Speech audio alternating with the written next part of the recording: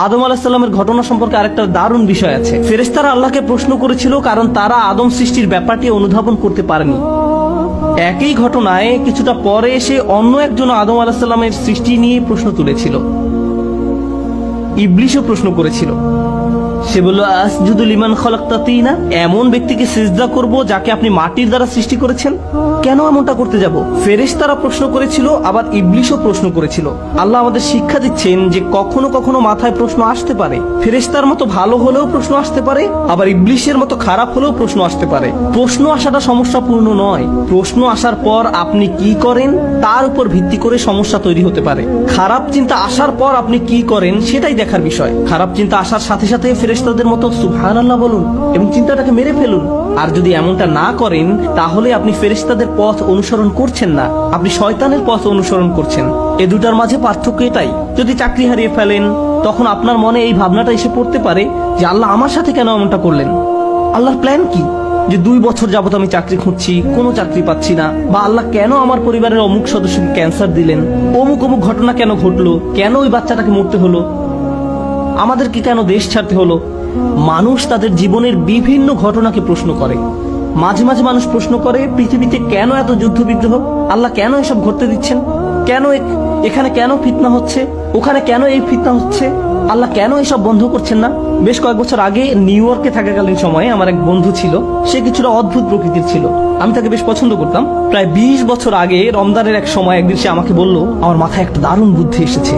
সে বলল, চলো আমরা আল্লাহর কাছে দোয়া করি তিনি যেন সব জিনদের দিয়ে একটা সেনাবাহিনী তৈরি করেন। তারপরে এই জিনদের বাহিনী ইসলামের সব শত্রুদের মেরে ফেলতে পারবে, এতে আমাদের সব সমস্যার সমাধান হয়ে যাবে। এরপর প্রায় 3 বছর ধরে সে এই দোয়া করতে থাকলো, কিন্তু কিছুই ঘটলো না। ব্যাপারটা হলো, কখনো কখনো আমরা আল্লাহর পরিকল্পনা বুঝতে পারবো না। আমাদের কাছে আমাদের পরিকল্পনাটাকে নিখুঁত মনে হয়, আমাদের ন্যায় বিচারের ধারণাটাকে নিখুঁত মনে হয়। কেউ হয়তো আপনার সাথে অন্যায় করছে, মিথ্যা বলছে বা প্রতারণা করছে, আপনাকে অপমান করেছে, আপনার নামে কুৎসা রটিয়েছে, কিন্তু আপনি দেখতে পাচ্ছেন সে খুব মনের সুখে চিকেন বিরিয়ানি খাচ্ছে। এখন আপনি তার দিকে তাকিয়ে আছেন আর বলছেন, এটা তো ন্যায্য নয়, সে এত সব অন্যায় করার পর তার তো কিছুই হয়নি। আল্লাহর ন্যায় বিচার কোথায়? আপনি যখন এভাবে প্রশ্ন করতে থাকেন যে তাদের তো শাস্তি ভোগ করা উচিত ছিল, তার গলায় কেন বিরিয়ানি আটকে যাচ্ছে না, আপনি যখন এইরূপ প্রশ্ন করতে থাকেন, ঠিক সে সময় আপনার নিজেকে কোন কথাটি মনে করিয়ে দেওয়া উচিত? সুবহানাল্লাহ। কারণ আল্লাহর ন্যায় বিচার সব সময় আপনার ন্যায় বিচারের চেয়ে উত্তম। আল্লাহর পরিকল্পনা সব সময় আপনার পরিকল্পনার চেয়ে শ্রেষ্ঠ। আল্লাহ সব সময় এমন সব বিষয় জানেন যা আপনি জানেন না। আপনি হয়তো মনে মনে ভাবতে পারেন, কিভাবে এরা এত ছাড় পেয়ে গেল?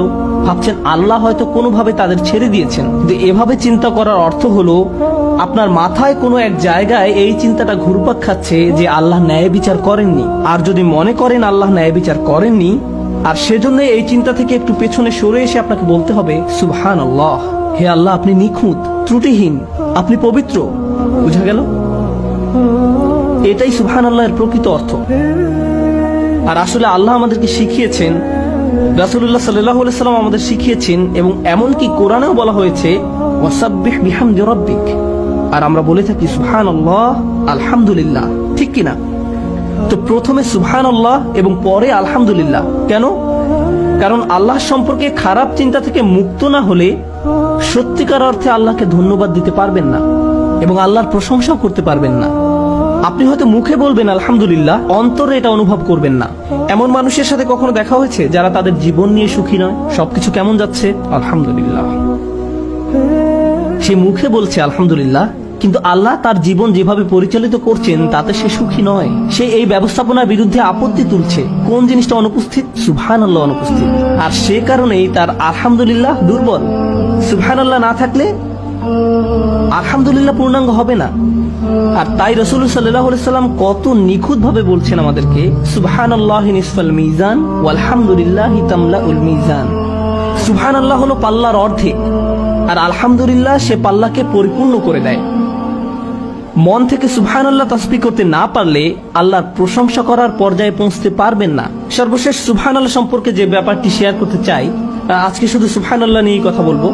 ভেবেছিলাম যে আজকে সুবহানাল্লাহ এবং আলহামদুলিল্লাহ উভয়টা নিয়ে কথা বলবো, কিন্তু আগামী পরশু ইনশাআল্লাহ আমরা আলহামদুলিল্লাহ নিয়ে কথা বলবো, যেন আমরা এই দুই বাক্যের কদর করতে পারি। চলুন আজকে শুধু সুবহানাল্লাহ নিয়ে কথা বলি। সুবহানাল্লাহর একটি দিক হলো নেতিবাচক চিন্তাকে দূর করে দেয়া, কিন্তু এর আরো একটা দিক রয়েছে। অপর দিকটি হলো কোরআনের অনেক জায়গায় আল্লাহ আজ্জা জাল্লাহ মানুষকে সুবহানাল্লাহ বলার প্রতি উৎসাহিত করেছেন, আবার অনেক জায়গায় নবীরা নিজেদেরকে সুবহানাল্লাহ মনে করিয়ে দিয়েছেন। আপনাদের মনে রাখতে হবে, সুবহানাল্লাহ হলো সেই ঘোষণা দেয়া যা আল্লাহ হলেন পবিত্র এবং নিখুঁত। ফেরাউনকে চ্যালেঞ্জ জানানোর জন্য দায়িত্ব দেয়া হয়েছিল মুসা আলাইহিস সালামকে। তিনি আল্লাহর কাছে দোয়া করেন যে আমার একার পক্ষে এই দায়িত্ব পালন করা কঠিন হবে, আমার ভাইকে আমার সাথে দিন। আশদুদ বিহি আজরি ওয়াশরিকুহু ফি আমরি, তার মাধ্যমে আমার কোমর মজবুত করুন এবং তাকে আমার কাজে অংশীদার করুন। তখন আল্লাহ হারুন আলাইহিস সালামকে তার সাথী করে দিলেন। তারপর তারা উভয়ে গেলেন এবং ফেরাউনকে চ্যালেঞ্জ করলেন। মুসা আলাইহিস সালাম যখন হারুন আলাইহিস সালামকে সাথে দেওয়ার জন্য দোয়া করেন, কাই নুসাব্বিহাকা কাসীরা ওয়া নাযকুরাকা কাসীরা ইন্নাকা কুনতা বিনা বাসীরা, সহজভাবে বললে আমার ভাইকে আমার সাথে দিন, যেন আমরা উভয়ে অনেক বেশিবার সুবহানাল্লাহ বলতে পারি এবং যেন আমরা আপনাকে অনেক বেশি স্মরণ করতে পারি। প্রথমে তিনি হারুন আলাইহিস সালামকে চাইলেন যেন হারুন আলাইহিস সালাম তাকে ফেরাউনের মোকাবেলায় সাহায্য করতে পারেন। এরপর মুসা আলাইহিস সালাম আল্লাহর নিকট ব্যাখ্যা করে বললেন, আমি হারুনকে আমার সাথে চাই যেন সে এবং আমি অনেক বেশি আল্লাহ স্মরণ করতে পারি। এখন ফেরাউনকে মোকাবেলার সাথে সুবহানাল্লাহ সম্পর্ক কি? যখন আপনি ইসলামের দাওয়াত দেন, কারো নিকট ইসলাম ব্যাখ্যা করেন, ধরুন রাস্তায় কারোর সাথে আপনার দেখা হলো এবং সে আপনাকে ইসলাম সম্পর্কে বিভিন্ন প্রশ্ন করতে লাগলো, আর আপনিও তার উত্তর দিতে থাকলেন। অনেক সময় আপনি আল্লাহর বাণী পৌঁছে দিতে চান, ঠিক কিনা? এখন কারো যদি ফেরাউনের মতো ব্যক্তিত্ব থাকে, সে আপনাকে নিয়ে তুচ্ছ তাচ্ছিল্য করবে, সে আপনার ধর্ম নিয়ে হাসি ঠাট্টা করবে, আপনার নবীকে নিয়ে ব্যঙ্গ করবে, আপনার ধর্মের কিতাব নিয়ে ব্যঙ্গ করবে, এবং ফেরাউনও ঠিক এটাই করেছিল। এখন কেউ যদি আপনাকে নিয়ে উপহাস করে, এতে কি আপনার মেজাজ খারাপ হবে না? এতে আপনার প্রচন্ড রাগ হবে। এখন আপনি জানেন না এই রাগ হওয়াটা কি আপনার ব্যক্তিত্বের উপর আঘাত আসার কারণে হয়েছে, নাকি আল্লাহর দ্বীনকে অপমান করার কারণে হয়েছে? কারণ আপনি তো এখানে নিজের ইগোর প্রতিনিধিত্ব করছেন না, আপনি এখানে আল্লাহর দ্বীনের প্রতিনিধিত্ব করছেন।